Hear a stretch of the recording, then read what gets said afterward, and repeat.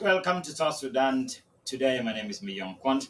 Sorry for the technical glitch we just had because our internet just went out. We had to retrieve it and bring it back. Um, Again, I want to welcome you live on South Sudan today. My name is Miyong. We are live here in the United States. I actually highlight our topics earlier.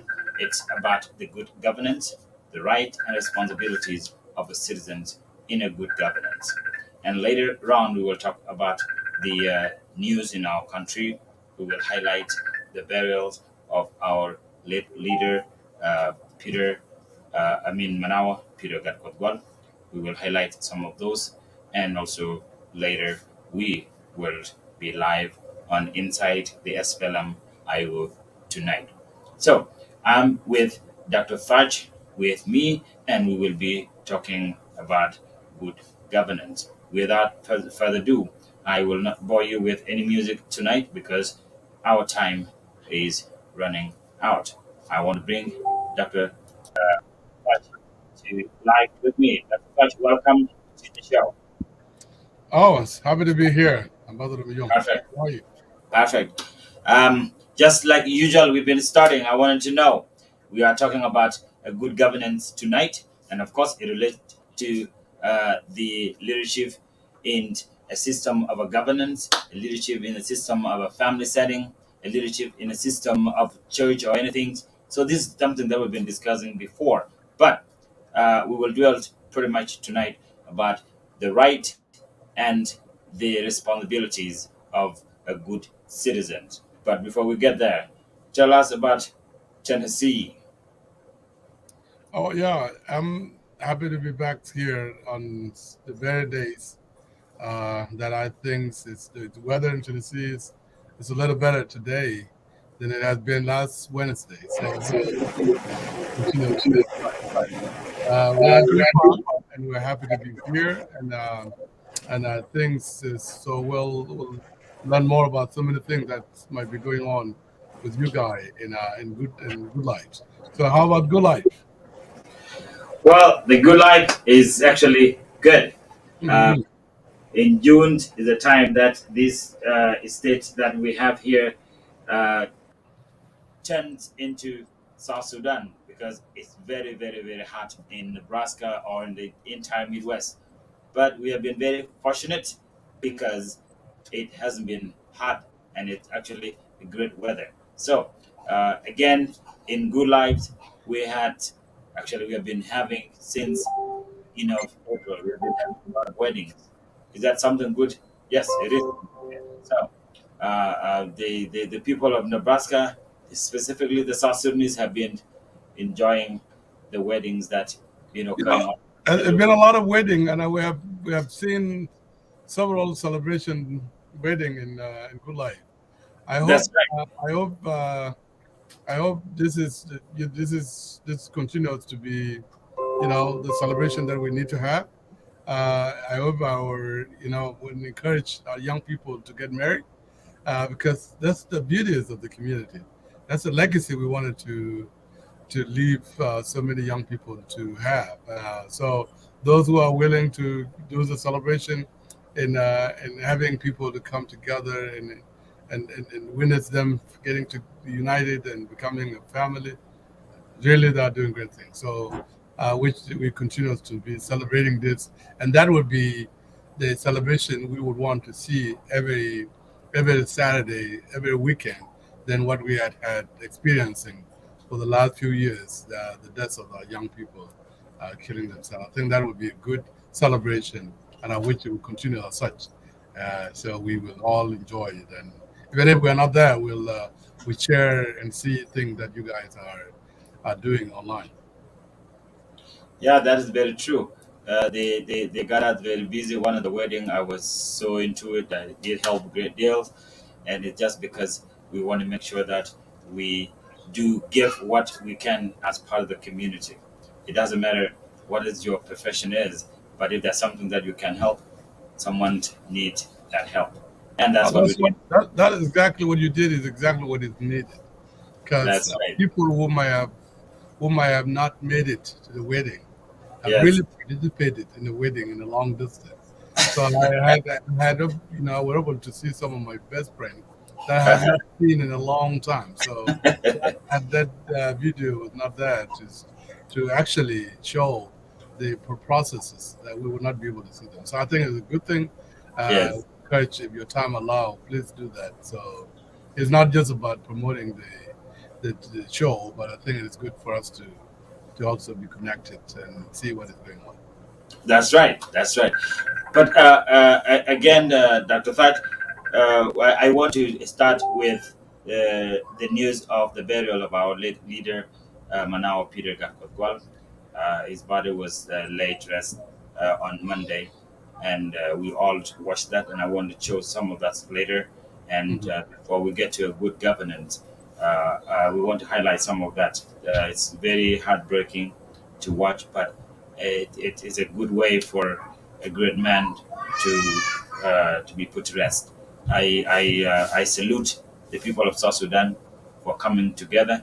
I salute every persons that participated and and uh, and show a real humanly time for a very very long time. To me, what I saw at the burials of our brother was touching. We cannot politicize that because when we put it to politics, it's another language. But as we see that it's something that we wish all were to be there, and that's the spirit of that man, a man that likes unity, a man that wants everybody to uh, to have the share of what the other people have. So Manawa has done what his father did for the people of South Sudan. So when I watched the processions of his burials, it was something very remarkable. I don't know about you.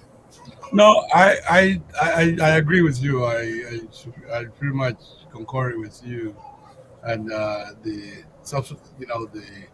sittings, the receptions, the everything that was done in a very honoring order. So I think if there are few things that unites the people. One of which is the death of a family member, the community leader, the country leader, and I think that that is period of unity that was shown in Juba. I would hope it will continue as such, because doing that it will start to encourage people to reconcile and to see the significance of people, regardless of their political stand in the country. I think it's a good thing. I think we, as a family, we as the community, I think we feel that Manawa did not now represent only the Lower community, the New community, or the Jonglei community. I think now it's now the icon of the whole people of South Sudan. And I think that the spirit of unity should continue. The wedding and the death are two few things that are major things that really bring people together. I think the deaths of Manawa had brought the people of South Sudan together. Hopefully, it will continue. People will continue with the spirit as such, and then the leadership will see the importance of togetherness, the importance of citizens and being together as such. So we'll carry on the legacy that he stood for, and what pretty much will need to come and years of to come. Yeah, I watched part of it. I didn't watch the whole thing. I didn't watch all the speech, but I have seen a very remarkable reception on its bureau services. That is true. You know, one thing that we need to remember is that the uh, the reason of having a republic, the reason of having independent country is to show our identity, the identity of the people of South Sudan. What happened on Monday is is a little bit of that. It's a little bit. It's a little bit of that. Why? Because our people who have lived in that great country called South Sudan for a long time, because South Sudan was a collection of tribes. We never had they never had any formal government, and yet they lived there for hundreds of years. They were able to be together. They were able to get married. They were able to do tradings. They did everything. They didn't even have one common language. It is the border people that connects the rest of the people from the very far end. Uh, but to keep the politics aside, coming together, receiving a body of a leader in that magnitude, to me, is something very encouraging. But I don't know about what the leader said. I don't know what um, if South Sudan have no pundits who always go on TV and try to analyze what is happening. Otherwise, we can gauge the feeling of people. But anyway, Dr. Fudge, this is how we can segue to our topic tonight: a good governance. And the question of a good governance is that what are the responsibilities and the rights of a citizen? Because it is one thing to call for a good government, is one thing to wish for a good governance, is also one thing to have democracy. But what are the responsibilities of a citizen? This is what we want to start Yeah. tonight in our discussion. Well, I think this is a very good topic to discuss for many reasons. Uh, Once that we have been talking about leadership for a while. We have also been talking about other issues, including the issues that are facing us here and there. We also talked as of last week, for the last few weeks, about the value and what are the connection of all this. When we visiting the strategic aspects of governing, when we're talking about the governing and what are the responsibility and also the, the rights of the citizen, and what is the governance itself really meant for many people. I will share with you a research that was conducted some years back. Uh, there's echo when you get to that. Yeah, here Your is voice, your only. voice is going away a little bit. I don't know if it's me, but your Yeah. voice is you're being I, echoed by something. yeah, when you probably had, I don't know what you do when you disappear, that Uh, this echo come in. oh, okay, go ahead. Yeah, so whatever you have on your background, you might need to take a look All at. right. That's what takes my point away. So a research was conducted in the Western for examining of some of the advanced government system, experiencing what the people consider to be a system of governing, and why some people look at things differently than the others, and looking into the objective of what you consider to be a responsibility objective of the citizens and their right. Uh, Before I talk about that particular research, to me, what I consider to be a real responsibility for the citizen in a good government is that the citizen should know that they are responsible of obeying the law. There has to be a law in that country, and that law is what governs the country, that governs the nation, that governs the society, and that law for the adhering of that law, for accepting the law and follow the law, is the responsibility of the citizen. If the citizens are not obeying the law, are not following the law, are not adhering to the law, then that responsibility is not is really a challenge to that. Now, the other thing is also a responsibility of the citizen. Is also for the citizen to participate in the system.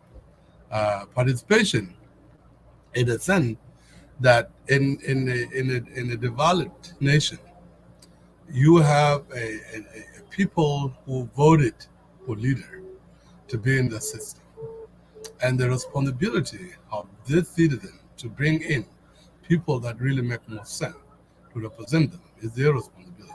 Now, that research I was just mentioned earlier, talk a bit about why citizens in some country, even in the advanced country, are not participating in voting.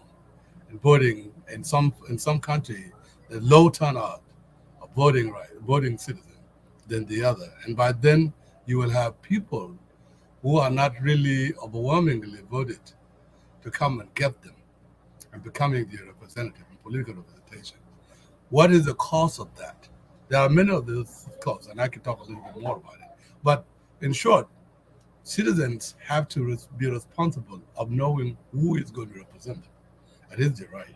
That is their responsibility. And then also is their responsibility to protect the nation. It is their responsibility to also protect the nation. It is their responsibility to pay for the taxes so that the nation can continue to go. And now, in a sense, countries that do not have a mean, that majority of the citizens are not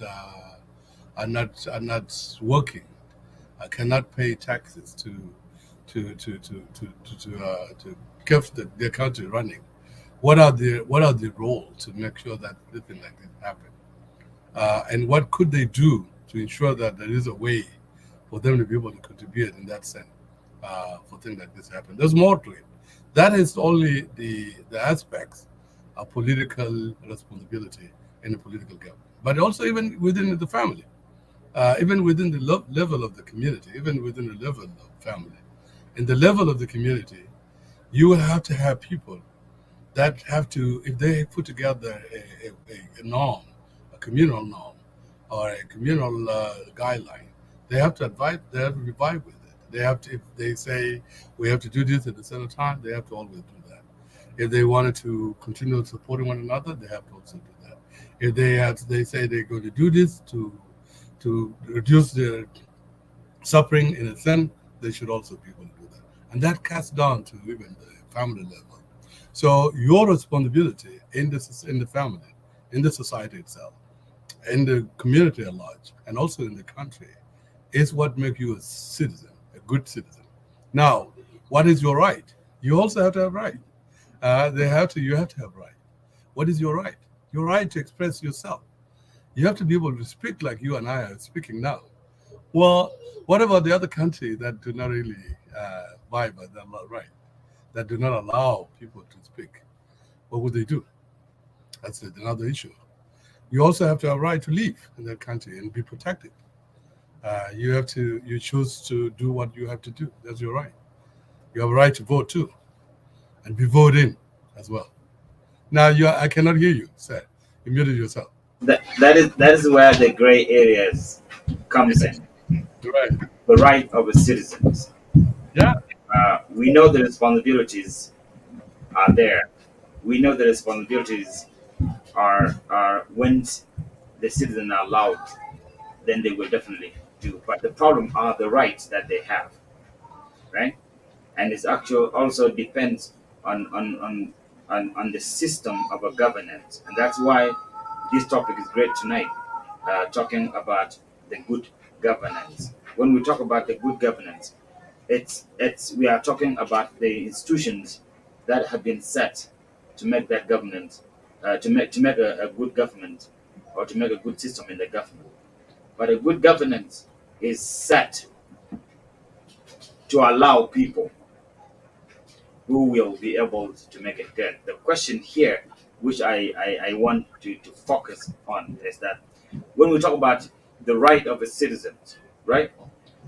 Um, the right of a freedoms. We have a number of freedoms, right? One of them Right. is freedom of speech, right? And this speech sometimes come in different forms. A speech where you lionize your leaders, where you think that your leaders are the next god. Mm. And the same speech goes opposite way. A speech where you expressed your feeling about what the leaders of that country are doing. Now, that is where the problems begin.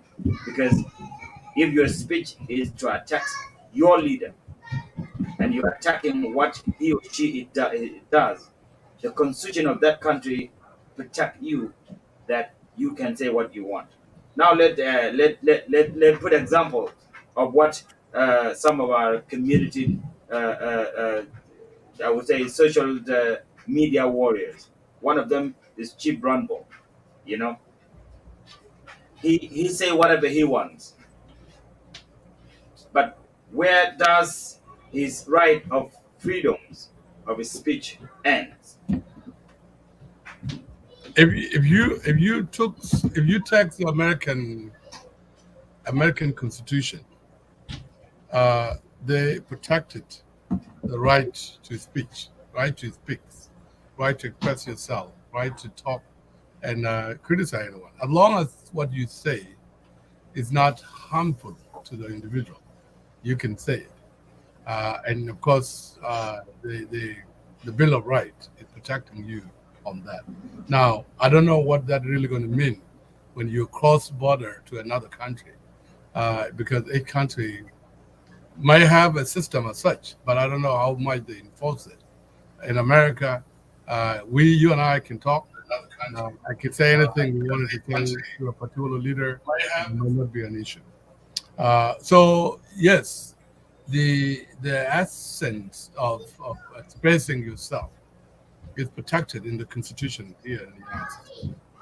It is also your right to express yourself because nobody will know what you might be going through about your country unless you actually express it, actually say it. Then people will hear. But if you constructively criticize a leader, if you constructively say what you wanted to say, then now your voice will be heard, and people can might not take it. They might not take it wrongly because again, depending on how you express it, if you express it to attack the policy, the program of the particular institutions, particular governing, it is your right, and it should be you should be you should not face consequences of that.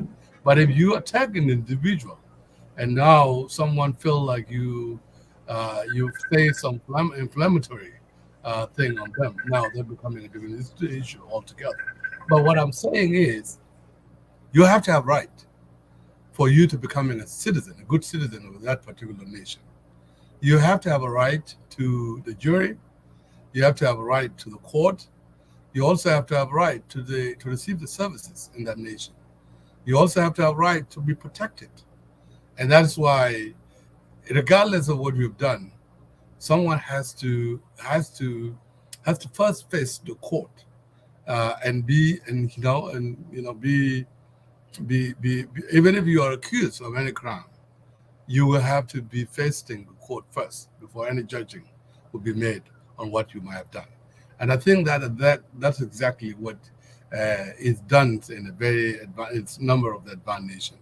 Now, when you are also talking about countries where the bureaucracies, the bureaucracy system are not instituting a system that has a check and balance that also had a systematic way of checking things like this.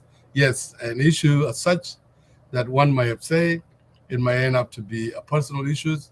It might also be addressed differently because of the blocking of the system that is put up there. But also one other thing that makes citizen not participating overwhelmingly in the system, it had a lot to do with their trust to the system, the governance system. If I do not trust, if I don't feel that I will be respect, I will be valued, I will be cared of, I will have the sort of protection based on my last experience to the government system, to the government bureaucratic institution that I might have gone. Let's say, for example, you went here to receive Social Security benefit in America, and the Social Security system came up with a different program that targeting the senior, and the senior are not happy. Now, regardless of whether it is that institution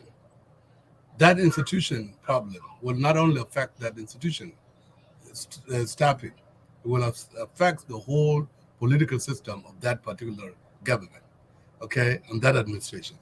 and either I will vote it to remove and have and demonstrate my freedom as such, or if I like what they have done to me, I will vote it to confirm, to affirm that this system to continues because of how I have been treated in that thing. So Well, those things are also contributed to if, it. if we if we restrict this to the system back home, now Right. all we discuss here is reference to what's happening in our nation, which is the Republic of South Sudan.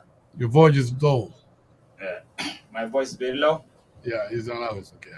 Now, am I better now? Yeah, Okay. Um, yeah, I want to dwell on our system back home, a right. young country. We have people that are watching now that might have questions about what we're discussing. They wanted to know that where do the freedom of speech stop? We know where it started because in a country where the freedom of speech is allowed, you can say what you want. Let me go back a little bit. In any given government, um, the elected leaders are public figures, and the fact that they are public figures, the uh, the publics in which they are leading have right to question what they do, and that's where the freedom of speech comes. Most of the uh, uh, uh, general publics will not be able to, make a meeting or call a meeting to meet the leader that they think is doing wrong. Their only job is to speak up so that the leader will actually hear what is happening. But in a country like ours, not only that it's not allowed, culturally also it's not allowed. When you don't like something on a given setting of any organization, you don't come out and talk about it. You find a very private way to discuss it. So how do the right in a setting government intertwined with the culture that we have, and yet we are blaming the government that the government is not giving us our freedom when we don't know to get our freedom ourselves. We don't know. So I think culture change, and sometimes even when you have the same people who may be raised from a particular environment, when they're no longer living in the same environment, living in a different environment, their culture will adjust to the new environment where they're in, and that sometimes change how they view things because you're percepting on things as a reality of what you actually would be able to do. And that also will change their way of expressing themselves in that context. Now, if you're talking specifically about country, let's say South Sudan, for that matter, yes, there are cultural things in South Sudan. There are things that even when there is going to be a governance system that people feel value, that people feel respect, that people feel needed, even when there will be that, there are things that will still be uh, be be, uh, be stuck in with people because they are part of the culture, and whether from very particular group, tribe, or because of their particular ways of common aspects, and etc. etc. Those things will continue to be that. But again, there is a, like we talked about value the other day. There are common things, regardless of where you are in the world. There are common rights people must have. One of the rights people must have is your right to express yourself, and your right to seek the assistance, your right to be protected, and your right to live in a particular country that you choose to live, and also be giving the same acknowledgement, and the same services like another citizen in that particular area. How do you express yourself? How do you deal on issues like this yourself? It would depend sometimes people to people, and maybe there might be no common system that will address individual behavior on how they pretty much expressing themselves in a such a context. within the system of the government. That is true. Now, if now let's move to actual good governance. What is really good governance? Yeah, America has a good system, that governance system. A good governance is a governance that provides services to its people. A governance that provides that uphold to the law of the country. A governing that really allow the citizen to exercise their right, and be heard, like we've been talking about it. A governing that made the bureaucratic institution appearing to the people need, and that are things when the people need are not met, the system, the bureaucratic system are made accountable for their mis execution. So that sort of a governance is what is needed in a system that people will feel we are accountable. Well, there might be no any particular system of governing that everyone would want to feel comfortable on. Even a democratic system, which we think is fair, within that governing where people vote for their electoral member, and then they choose who they want to represent them, and they have a right to vote in or vote out those who do not deliver again their need, their creation. Even within that system too, sometimes depending on who is actually in the head of that system, even within that system of the governing, when the execution leader does not live up to the expectation of their own people, thing will not go as expected, and there are a number of examples on things like that. But I think it is always depending on what people do, what people feel, and what people value, and what the government is deliver to the people. That system, if it does meet the need of the people on the lower level, and it casts down to cast up to the upper level, I think that government will always be considered as the best and effective government system governing that make no sense. That I think is a view, but again, people will have different view as well. Yeah, but thank you so much, Dr. Said, for that that lucid explanation of what we perceived to be a good governance. Having read some of the research here, it in fact forced me to highlight some of these important things because it's very important. Our people should know what they do not know, and they should know what they don't like. That's one.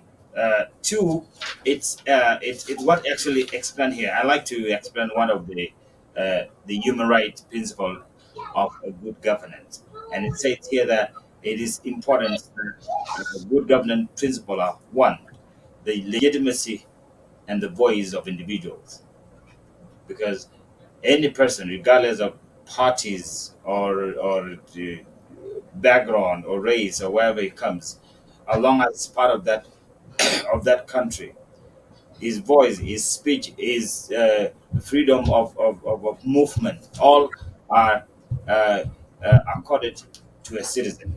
And that's why a citizen will also accept uh, his or her own responsibilities. Like you were talking about it earlier, the responsibility of citizen is to protect the very country that is or she part of, and also it says here everyone has the right to take part in the government of his country directly or indirectly through freely chosen representatives, representatives that is chosen by the people. Everyone has a duties to his or her own community. I think this is part of the responsibilities as well, because in order to ask for for your right, you as a citizen also must display some of your responsibilities. But I want to highlight I want also to highlight the show here and uh, record to the people that what they are watching. You are watching South Sudan today. My name is Mi Yong Kwon. We are live here in United States. With Dr. Thaj and discussing the good governance. We have people here that has come. Kwan Malwal mentioned that Kir Mayar's speech was arrogant and ignorant at the same time. I want to welcome one of the faith-based leader, Nyantien Nyang Kweth. Nyantien, you are welcome to the show. If you have any question or addition, you can also text us. I want to say thanks for coming to the show tonight. You've been coming. Actually, you disappeared. I don't know why. You've been so busy, and you haven't come to preach us here at SSTV. So, Dr. Fudge, let's get back to this because we're not going to have any commercial tonight because our time, we are actually left with about 15 minutes before I bring in Simon Ganyatungo. So, now to wrap it up, to wrap it up to what we are discussing, we you said earlier the right of freedom, I mean the right of a citizen, the freedom of a citizen, the freedom of movement can even talk, the freedom of speech, and the freedom of uh, uh, being part of the government yourself, the freedom of choosing your representatives.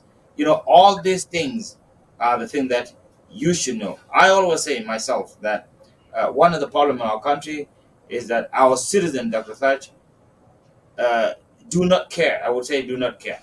I wouldn't say they don't know, because if they want, they would have known that, especially the educated one. Do not care to know what are their responsibilities. Because being a citizen is like being a lawyer. A lawyer job is to make sure that the judge follow the law, you know, and the lawyer make sure that he or she, even a person's at guilt, a lawyer can also protect because they follow the law of, even if you are guilty, there are law of giving you the share of what you have done for your crime. So now, if we wrap this topic of good governance up, we all buy it and all hope that to have a good governance, but we never highlight our responsibility. I want your text on that because we are coming to an end. And the aspects that our citizen do not know their right or they're ignorant to their right, I think it has a lot of factor into it. If I can briefly say some of this factor, one of whom had to do with their perception to the current government, their perception, their perspective to their perception to what now we call a nation they have. Because the perception to anything is what you actually do. Because people do what they see, and if you don't see that government respect your right, that government you respect your right to express yourself, respect your right to be citizen, good citizen, respect your right to worship, respect your right to bring your person, bring your person that you think will represent you to vote for, respect your right for anything, even part of your responsibility. Part of your responsibility will not be that. Because what is your responsibility really? Your responsibility is to stand up for something that you think you're part of. Okay? If you think you're part of the anything, you will have a responsibility to play your role in that thing. But if you think you are not considered to be part of that thing, even your responsibility that you think you can express, you probably will not even be able to do it. Because that's exactly how you feel. If you feel like you are not respect, you will not even be able to give much into it. If you feel that you will not be heard, you will not even say anything. If you feel that you will not even be able to say anything, you probably will not be able to do that. Those are the reasons that you might see some citizens are not lifting up to their expectation. And again, I would say that in wrapping up these aspects, it is important for people to know that citizens are the reason for change to happen. You can never see the change that you want to see if you don't work for it. You have to work for the change you want to see in order for you to see the change that you want. So and if you don't like what you see now, isolating yourself or silencing yourself or distancing yourself from it, it will not bring it to what you want to see. It actually it will actually supplement it your failure to actually becoming a part of the solution. So citizen, if they don't like what they see, they will do whatever they could to bring what they want to see. That is responsibility. Now, if they wanted to have right, they have to work for what is their responsibility for them to actually gain the right that they want. Because again, change doesn't really come alone. It comes We with can we can responsibility. use if I can add that because that's your take. You know Hmm. what happened in the United States that Roe v. Wade has been completely erased. Something that is very disaster. Mm. You see how people come out and Hmm. claim their right. I just want to add that. Yeah, that's true. And in fact, the what happened by the Supreme Court, what the Supreme Court did was the consequences of what the citizen did or did not do in 2016. Because in 2016, they brought in someone who actually made the change that happened today. If they did not like the change that happened today, it is a result of what they did not do in the 2016. If they like the change that they see today, it is because of what they did in 2016. If they do not want it, if they do not want it for the next few years, then they will do something different this year or the next 2 years for them to see something different that they would want to do. And that would be their responsibility. Now, the right is what is taken away from them now. It's right, it's what taken away from them. And why it is taken away? It's because of what they did not do. And for anyone that doesn't know Roe v. Wade is a system in the United States that protects abortion. And of course, abortion, we know, even myself too, I am on the other, that's when I become completely toward Republicans because the only thing that I accept is that women must have a right of their body. It's Any not, human being, Ambassador Beyond, any yes, human being that God brought to the world, they have a right to their life. that's right. They, That's right. they have a right to what they wanted to do. We cannot judge them. So if let's say you have a 14 years old daughter and she walked to the wrong place, she catch by people and they rape her. Would you want that child to be delivered? No, That no way, no way. I mean, okay. So that lady, that 14 years old daughter, should have a right to decide it, whether they will give that child as a gift for her or she will let that child go. So I think taking a right away from a woman is not right. It's not the right thing to do. So there's lots that I don't like, and there are lots that I like, and because I'm an independent guy, I just don't talk. Sometimes, well, sometimes. independent also talk too. That's why you are independent. But And I think may not be that. It probably you has know, something to do with some of there that. are some circumstances on both way, I but understand. not to the point that the Roe v. Wade can be reversed. Why? Because my wife was telling me when we were watching these things, and she had a point. She said that now there are the trends where if a child reaches some, I mean, if the fetus reaches some certain weeks, okay, because 24 weeks and above, according to biology or according to the scientists who understand this, they say that there cannot be any chance for abortion. So now there are some criminal now that are doing abortions and then grow the fetus in a glass, and then when become a human, the real baby, they use the organs for some other babies. I mean, look at that now. It's completely unacceptable. And if that's the reason why we can do abortion, I'm not part of it. There's no way to do that. But these are instances that we can avoid. In reality, the lives. Women should be given their life. We are not telling women to just go rampant and make mistakes, or whatever guy to go make mistakes, but people should be given right to their life. It is the right, and they fought for it.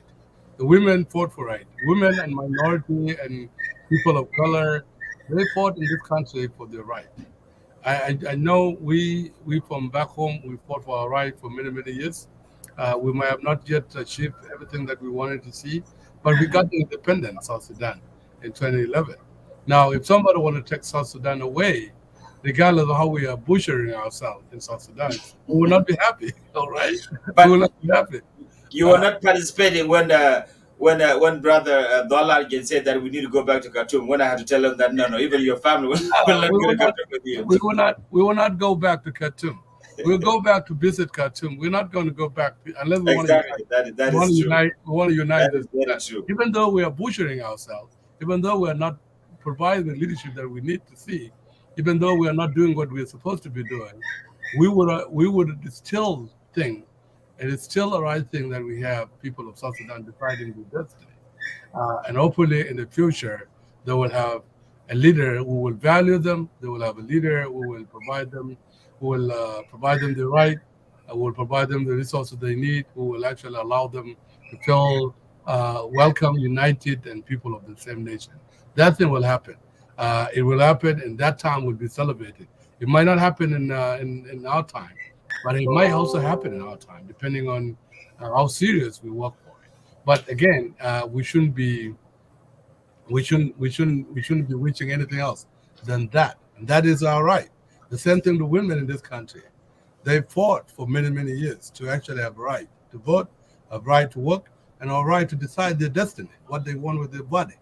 So taking that away from them is a mistake, and I think the party that made that as part of their platform will either lose a significant voting of the women when it comes to. Well, that was a work of 49 years of conservatives. Yeah, So for 49 years, they got what they want after that. But it's a failure also for 49 years to protect this, because if the Democrat was so serious, they should know what was coming. But anyway, Dr. Thad, we have come to the end of our show.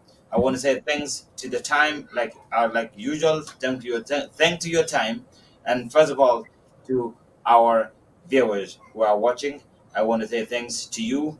I would love to get a feedback from you how we can make this program become a, a very successful one for all of us, because we want to discuss issues that matters to you, not matters to us. So, thank you um, so much, sir. See you then. all right, thank you, Dr. Thaj. We'll see you next week, same place, right here. For our viewers, I want to say thanks to Madol Agut Piokish, who just came in. South Sudan would be a better country once Dr. Mashar and Kir Mayadit left the leadership. That's your right. Someone also is completely contrary to that. It's the only way for our country to go forward is to salvage what we have. So, uh, Makwaitorial, thanks, brother. Peter Mangwith, good evening, ladies and gentlemen. Yes, say hi to you. So, we will be right back with Inside SPLM tonight. So, we are signing up now, but we will be right back. Don't go away, please, because we have a great topics to discuss and will get hard and harder later. So, if you are a young politician, an experienced politician, anybody of what you are, I need those who do not like SPLM IO, because this is the chance for you, for us to educate you how not only to become an SPLM IO members, but also to become a fan of the SPLM IO. Because when we explain to you the visions of SPLM IO, you will find yourself in the middle of that. So, I want to say thanks to you for now, but we will be right back. Don't go very far.